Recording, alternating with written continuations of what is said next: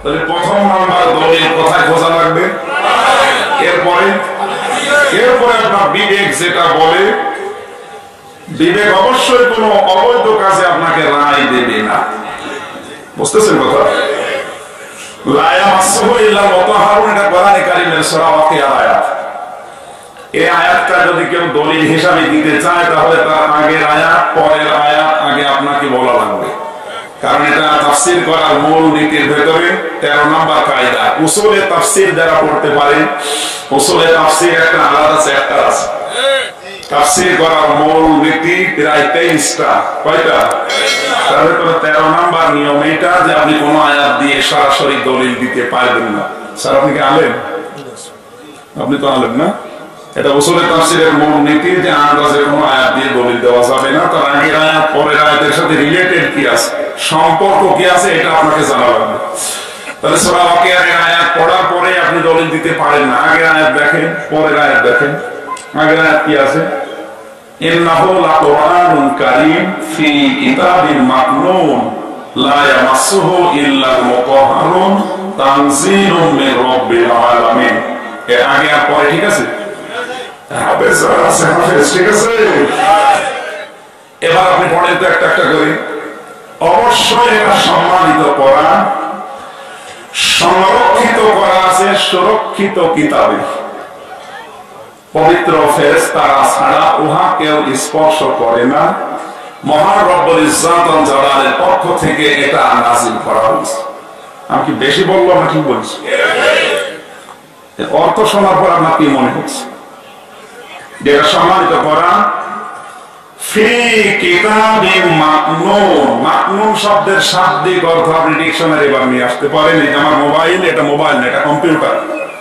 এর ভেতরে প্রায় 22টা ডিকশনারি আছে, আরবি, ইংরেজি, বাংলা মিলে 22টা ডিকশনারি এর ভেতরে সেভ করা আছে। আমি এখন যেটা টিপ দেব ওইটা ওই বিশ্ববিদ্যালয়ের নাম লিখে টিপ দিয়ে চলে যাবে। এখানে মাকনুন শব্দের শাব্দিক অর্থ হয় দুইটা, একটা হচ্ছে হাতের স্পর্শ ছাড়া, আর একটা হচ্ছে ইনটেনসিভ কেয়ার ইউনিট। আমার মেয়েটা কয়েকদিন আগে দুনিয়া এসেছে, ওর অবস্থা ভালো ছিল না, এই জন্য আমি ইনটেনসিভ কেয়ার ইউনিটে রেখে দিয়েছিলাম ঢাকায়। ওখানে যাওয়ার আগে পোশাক পরিবর্তন করা লাগে, অন্য একটা পোশাক করা দেয়, এরপরে নাকে, মাথায়, হাতে, পায়ে মোজা দিয়ে দেয়। এত সিক্রেট জায়গা, ওখানে কোনো জীবাণু যাওয়ার মতো কায়দা নেই। এরপরে আবার 3টা কাঁচের ঘর পার করার পর ছোট্ট কাঁচের ঘরের ভেতরে ও চোখের উপরে মাত্র 4-5 দিন চোখের উপরে কালো গ্লাস দেওয়া ছিল যেন দুনিয়ার কোনো আলো দেখতে না পায়। চারিদিকে আবার কাঁচ দিয়ে ঘেরা, কাঁচের ভেতরে আবার ছোট্ট করে দরজা, ওই দরজা পার হওয়ার পর আরেকটা দরজা আছে। আবার হাত দিয়ে ধরবেন হবে না, হাতে মোজা লাগানো লাগবে। দূর থেকে দেখে নেবেন এতটুকু, শুধু ওখানে যে দায়িত্বে আছে মেয়েটা, সে ছাড়া ওর কাছে কেউ যেতে পারছে না। তারপরেও সেই মেয়েটাও ধরলে কি দিয়ে ধরবে? মোজা দিয়ে। কি দিয়ে? গ্লাভ, মোজা। আপনি হাত সরাসরি ব্যবহার করতে পারবেন না, কারণ আপনার শরীরে কোনো জীবাণু গেলে ওখানে রাখার কোনো মানে নেই। তাহলে মাকনুন শব্দটা কোরআনে কারীম থেকে আমরা পেয়েছি দুইটা অর্থে, একটা হাতে স্পর্শ ছাড়া, আর আরেকটা হচ্ছে যেখানে জীবাণু যায় না। আমরা জানি হাতের স্পর্শ ছাড়া 2টা জায়গা দুনিয়ায় আছে, একটা হচ্ছে মায়ের পেট যেখানে সন্তান থাকে, আর একটা হচ্ছে লাউহে মাহফুজ যেখানে কোরআনে কারীম আছে। এখন আল্লাহ এখানে যেহেতু কোরআনের ব্যাপারে কথা বলছেন, এটা কি মায়ের পেট ধরা সম্ভব? আপনি কি বুঝতেছেন কথা? মায়ের পেট এখানে হবে না, কারণ এখানে তো কোরআনের বর্ণনা আল্লাহ দিয়েছেন। তো মায়ের পেট কি দরকার? এখানে অবশ্যই হবে লাউহে মাহফুজ। বলেন ফি কিতাবিন মাকনুন, সুরক্ষিত করা আছে সংরক্ষিত কিতাবে, অথবা সংরক্ষিত করা আছে সুরক্ষিত কিতাবে, যেখানে হাতের স্পর্শ লাগা সম্ভব না, কোন জাম সেখানে যেতে পারে না। এরপরে আল্লাহ দিয়েছেন লা ইয়ামাসসুহু, এহোর মাজা কোন দিকে? এবার যারা হয়তো 11 বছর আগে, 1000 বছর আগে তাফসীর দ্বারা পড়েছে, ওই সময়ের জন্য ওই তাফসীর সঠিক ছিল, কিন্তু ওই তাফসীরে 1000 বছর আগের তাফসীরে এমন এমন কথা আপনি পাবেন না যেগুলো এখন আধুনিক তাফসীরে আছে। 1000 বছর আগে কি ব্ল্যাক হোল তৈরি হয়েছিল? আবিষ্কার হয়েছিল? ছিল ব্ল্যাক হোল, কিন্তু আবিষ্কার হয়নি। এখন ব্ল্যাক হোল আবিষ্কার করে দেখা যাচ্ছে যে ওটা কি, ওর কাজ কি, ওর আয়তন কত। এই পৃথিবীর চাইতে সূর্যটা 13 লক্ষ গুণ বড়। এই সূর্যের চাইতে 27 লক্ষ গুণ পর্যন্ত বড় আছে এক একটা তারকা, এত বড় হয়। এই তারকা যখন ব্ল্যাক হোলের পাশ দিয়ে যায় তখন এই বাচ্চারা যেভাবে চকলেট খায়, এই চকলেটের মতো চুষে খেয়ে ফেলে। আপনি টের পেয়েছেন কি বললাম? আপনি যেখানে বসে আছেন এর তুলনায় ব্ল্যাক হোল কি আপনার এই মাথায় আর ধরবে না। এবার এই পৃথিবীর তুলনায় সূর্য হচ্ছে 13 লক্ষ গুণ বড়। 13 লক্ষ। বাংলাদেশের চাইতে যেমন ইন্ডিয়া 19 গুণ বড়, তার মানে বাংলাদেশ 19টা 29টা জোড়া দিলে যত বড় হবে এক ইন্ডিয়া এত বড়। এটা বোঝা যাচ্ছে যে তাদের তুলনায় আমরা মনে হয় একটা পাড়া পাড়াও না। কারণ একটা গ্রামে তার 29টা পাড়া থাকে না, থাকে। তার মানে ভারতের লোক আমাদেরকে মনে করবো আমরা একটা পাড়ার লোক।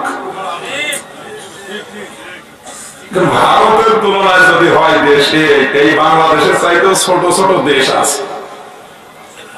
এমনকি এই বাংলাদেশের চাইতে 59 ডবল হচ্ছে আমেরিকা। এই দেশটা 59টা জোড়া দিলে পাশাপাশি রাখলে যত বড় হবে আমেরিকা একা মত বড়। এই সব মিলে কিন্তু পৃথিবী, সব মিলে কি আমেরিকা তো পৃথিবীর বাইরে নাকি? ভারত পৃথিবীর বাইরে। এতগুলো দেশ পৃথিবীতে এখন প্রায় 228টা দেশ আছে। কয়টা? এই 228টা দেশ মিলে একটা পৃথিবী। কয়টা? দাদা, এই একটা পৃথিবী মানে ঝুলন্ত আগের তাফসিরে নেই। কারণ আগে 1000 বছর 1200 বছর আগে কম্পিউটার আবিষ্কার হয়। তারা দেখবে কি করে মায়ের জরায়ুর ভেতরে সন্তান কি করে ঝুলে আছে, দেখবে কি করে? কিন্তু এখন দেখা যাচ্ছে যারা ছাত্র পড়ে, বিশেষ করে ডাক্তারি, ওরা কিন্তু কম্পিউটারের ভেতরে মোবাইলে স্ক্রিনে দেখতে পাচ্ছে যে সন্তান এভাবে মায়ের জরায়ুতে ঝুলে আছে। আগের তাফসিরে ঝুলে আছে আপনি লিখলে যারা পড়াবে তারা বলবে যে এ তো পাগল, কি করে ঝুলে থাকে। এই যে মৌমাছি যে মধুগুলো আটকে রাখে, কমপক্ষে 30 কেজি মধু ওরা এভাবে ঝুলন্ত অবস্থায় রাখতে পারে। মধু যে চাক নিচের দিকে কি কিছু সাপোর্ট আছে? অথচ ঝুলে থাকে। এক একটা চাকে কমপক্ষে 28 থেকে 30 কেজি মধু পাওয়া যায়। বিজ্ঞান এখান থেকে অনেকগুলো তথ্য নিয়েছে। এই যে মধু ঝুলে থাকে, নিচে কিছু নেই, এ তো ঝুলিয়ে রেখেছে মনে হয় মৌমাছির বাবারা। কে? মায়ের পেটের ভেতরে যে সন্তানটা ঝুলে আছে, আমার আল্লাহকে আলাক জানিয়েছেন। এরপরে আলাকতে মদগা বানায়। মদগা কি? না, মদগা হওয়ার জন্য কয়েকটা শর্ত আছে। মদগা হওয়ার জন্য অন্যতম শর্ত হচ্ছে ওর ভেতরে কোনো আঁশ থাকতে পারবে না। মায়ের পেটের সন্তান এই নাপাক পানি থেকে জমাট বাঁধা রক্ত যখন হয়, অথবা এই জ্বলন্ত অবস্থায় থাকে 40 দিন, এই 40 দিনের পরে বাকি 40 দিন যে অবস্থায় থাকে তার নাম আরবিতে মদগা বলে। আর মদগা হওয়ার প্রথম শর্ত ওর ভেতরে কোনো আঁশ থাকতে পারবে না।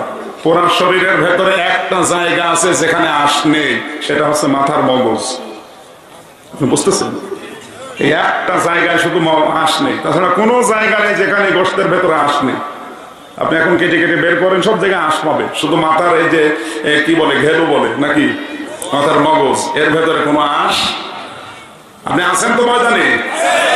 এই আঁশবিহীন 2 নম্বরে ওর ভেতরে দোড়া কাটা ভাব থাকে, অথবা নরম জায়গায় রাবারের উপরে কামড় দিলে যেটা দেখা যায় ওই রকম দেখবেন মাথার মগজের উপরে অথবা জরায়ুতে যে 3-40-এর পরে যে অবস্থা হয়, অনেকের সন্তান অ্যাবর্শন করে দেয়, করে না? ফেলে দেয়। 3-40-এর পরে যদি সন্তান ফেলে দেয়, যারা বিভিন্ন ক্লিনিকে কাজ করে ওদের জিজ্ঞাসা করবে, যদি আপনি না বোঝেন, দেখবেন ওর ভেতরে কোনো আঁশ নেই। 2 নম্বরে ওটা যখন বের করে ফেলে দেয়, ওর ভেতরে কামড় দিলে, রাবারের উপরে কামড় দিলে দাগ বসে যায় না দাঁতের, ওইটা যখন বের হয়ে আসে তখন দেখবেন এরকম দাঁত বসা মতো আছে। তার মানে দোড়া কাটা ভাব বললে আপনি ভালো বুঝবেন। 3 নম্বর ওর ভেতরে রক্ত থাকবে, ওর ভেতরে চর্বি থাকবে। পুরা শরীরের ভেতরে যতগুলো টুকরা আল্লাহ দিয়েছে তার ভেতরে একটা জায়গা যেটা 340-এর পরে হয়, ওর ভেতরে রক্ত আছে, চর্বি আছে। আর মাথার যে মগজ, ওর ভেতরে রক্ত আছে, চর্বি আছে। এই দাঁত দিয়ে কামড় দিলে আবার উপরে যে অবস্থা হয় ওইটা আছে, এর নাম আশনে, ওইটাকে মদগা বলা হয়। এই মদগাকে আমার আল্লাহ ইজামা দেয়। ইজামা মানে হাড্ডি দেন, এরপরে ফাঁকা সাওয়ান আলী ইজামা লাহমা গোশত দেন, চামড়া দেন। এগুলো দিয়ে আমার আল্লাহ একটা বডি স্ট্রাকচার তৈরি করে এই সূরাতটা আল্লাহর নিজের মন মতো ফেরেশতাদেরকে দিয়ে বানায়। যেটা ছেলে হবে না মেয়ে হবে সিদ্ধান্ত আল্লাহ দেন, নাকি তার স্বামী দেন? আল্লাহ তাআলা বলেন তোমার দায়িত্ব শুধু স্ত্রীর কাছে থাকা, বাকি যা করা এটা কিন্তু আমি আল্লাহ করি। নাকি আপনি নিজে করছেন? এতক্ষণ পর্যন্ত আমি যে 5 মিনিট ধরে বক বক করছি কেন, যে বিষয়টা বোঝানোর জন্য। সেটার নাম হচ্ছে কারারিম মাকিন, যেখানে হাতের স্পর্শ লাগে।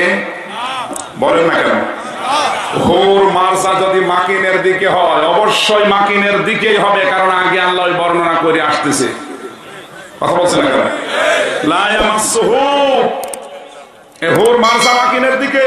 আর মাকিন হচ্ছে মায়ের পেট না, এখানে মাকিন মানে লাউহে মাহফুজ, ওই নির্ধারিত ফলক, পবিত্র জায়গা যেখানে ফেরেশতারা ছাড়া কেউ হাত দিতে পারবে না। কথা বলছেন না কেন? এবার লা ইয়ামাসসুহু ইল্লাল মুতাহহারুন, ইল্লা শব্দটা আছে, এরপরে মুতাহহারুন আছে। মুতাহহারুন কি? মুতাহহারুনের অর্থ দুইটা হয়। বাংলাদেশ সহ বিশ্বে যত ডিকশনারি পাবেন, আমি মদিনা বিশ্ববিদ্যালয়ে উম্মুল কোরআয় যতগুলো জায়গায় আরবি ডিকশনারি মিলিয়েছি, মুতাহহারুনের অর্থ দুইটা পেয়েছি। একটা হচ্ছে পবিত্র আর একটা হচ্ছে নিষ্পাপ। আমরা জানি ফেরেশতারা একদিকে পবিত্র আর একদিকে নিষ্পাপ, এটার ব্যাপারে সন্দেহ আছে? তো এই যে আয়াতগুলো পড়ার পর আপনার এখন কি মনে হচ্ছে বলেন? দ্বিতীয় নম্বরে যে আপনি দলিল দিচ্ছেন যে হযরতে ওমর যখন মুসলমান হতে গেলেন তার বোনকে প্রথমে পিটালেন, তার বোন বললেন যে কি পড়ছিলি দাও। উনি বললেন আপনি ওযু করে আসেন অথবা গোসল করে আসেন, আপনাকে আমি দিতে পারি না। উনি গোসল ওযু করে আসলেন, তখন কোরআন দিলেন। আমার প্রশ্ন, হযরত ওমর যখন মুসলমান হতে যায় তখন কি ওযু গোসলের আয়াত নাজিল হয়েছিল? হয়নি, কারণ এই ঘটনা তো মক্কা, আর ওযুর আয়াত নাজিল হয়েছে মদিনায়।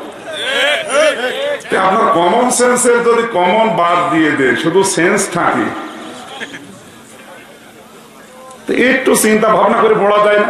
কোরআন শরীফ তো শুধু ওই গরুর মতো পড়িয়ে যাবেন তার জন্য আল্লাহ দেন দিয়েছে। আফালা ইয়াতাদাব্বারুন আল কোরআন, প্রত্যেকটা শব্দ নিয়ে গবেষণা কর, নতুন নতুন তথ্য দুনিয়ায় পাবি। এগুলো নিয়ে আমাদের গবেষণা হয় না তো, আমাদের গবেষণা হয় লালনের জীবনী নিয়ে। কত মন গাঁজা খেয়েছ, এমনকি স্যারদের বিশ্ববিদ্যালয় পর্যন্ত অনেক একাডেমি খোলা আছে লালনের নামে। লালন একাডেমি ইনস্টিটিউট খুলছে, গবেষণাগার তৈরি হচ্ছে, অথচ কোরআনের একটা আয়াত নিয়ে গবেষণা করার মতো জায়গা দেশে নেই। আমরা দাবি করছি দেশে 96% মুসলমান। এবার বাস্তবতায় নিয়ে আসছি। হাদিস তো এখন দেখানো লাগবে না রে, আমি এটা পরিষ্কার করিনি, কারণ পরবর্তীতে আবার কেউ কথা তুলতে পারে যে হাদিসগুলো আছে যে অজু ছাড়া কোরআন ধরা যাবে না। আমি কিছু হাদিস বলছি, আপনি এই হাদিসকে মিথ্যা প্রমাণ করেন তো দেখি। দাঁড়ান, আমি আগে বের করিনি, কারণ আমি তো অত জ্ঞানী মানুষ না।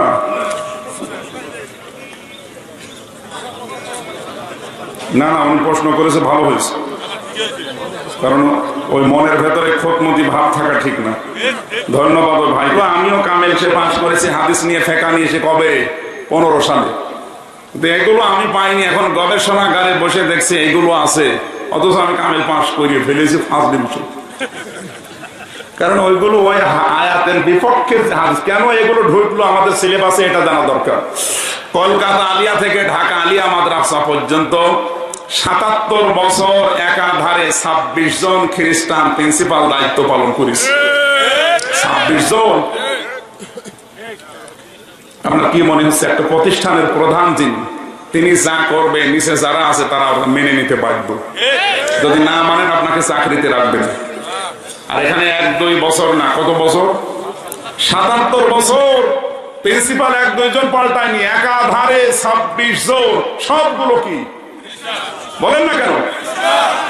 আপনার বিশ্বাস হচ্ছে না? ঢাকা আলিয়ায় যান এখন, দেখবেন প্রিন্সিপালের নিজ পেছনে এরকম চার্ট টাঙানো আছে 26 জন খ্রিস্টান প্রিন্সিপালের তালিকা। এই যে 3 দিন আগে গিয়েছিলাম, 26 জনের নাম লেখা আছে, এরপরে যারা মুসলমান দায়িত্ব পালন করেছে তাদের নাম। এটা তো স্পষ্ট আমাদের সিলেবাসে এমন এমন কথা এরা ষড়যন্ত্র করে ঢুকিয়েছে, যেগুলো দেওয়া দরকার ওগুলো দেয়নি। এমন এমন কিছু দিয়েছে আমরা যেন কোরআন থেকে দূরে থাকি, এই ব্যবস্থা করে দিয়েছে। এবার আবার বাস্তবতায় বলছে, স্যারের বয়স 60 বছর মনে করেন, 60 বছর বয়সে সর্বোচ্চ উনি ওযু করে জীবন কাটিয়েছে নাই 20 বছর নাকি?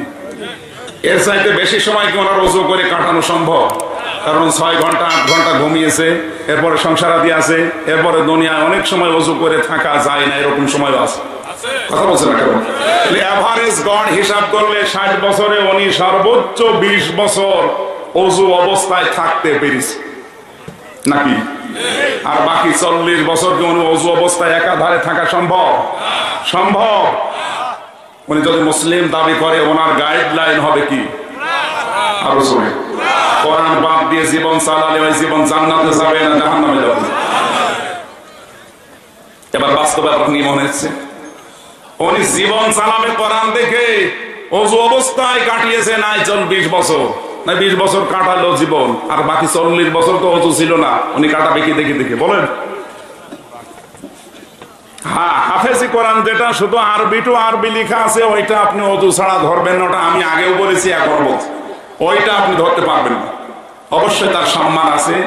ওইটা বাদ দিয়ে যেটা তাফসির লেখা আছে, বাংলা, ইংরেজি, আরবি, ফার্সি, উর্দু, আর তাফসির করা আছে, ব্যাখ্যা করা আছে, অর্থ করা আছে, ওইটা আপনি হাত দিতে পারবেন না, ধরতে পারবেন না। আপনি জীবন চালাবেন কি রাম রাম দিয়ে?